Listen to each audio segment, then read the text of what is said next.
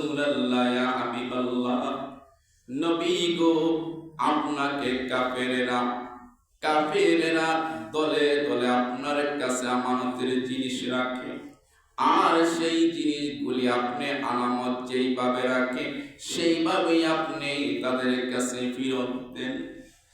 এমনি করে কাফেরেরা খুশি হয় আপনাকে আল আমিন বলে ডাক দিয়েছে, আর আমি আল্লাহ পাক খুশি হয়ে আপনাকে আমি নবী, আমি আল্লাহ আপনি নবীকে হাবিবুল্লাহ বলে ডাক দিয়েছি।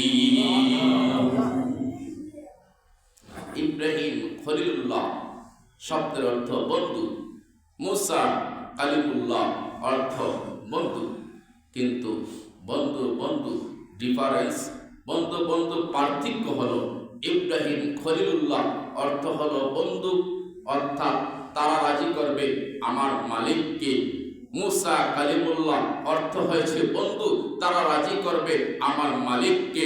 হাবিবুল্লাহ অর্থ হয়েছে বন্ধু, আল্লাহ রাজি করবে আমার হাবিবকে।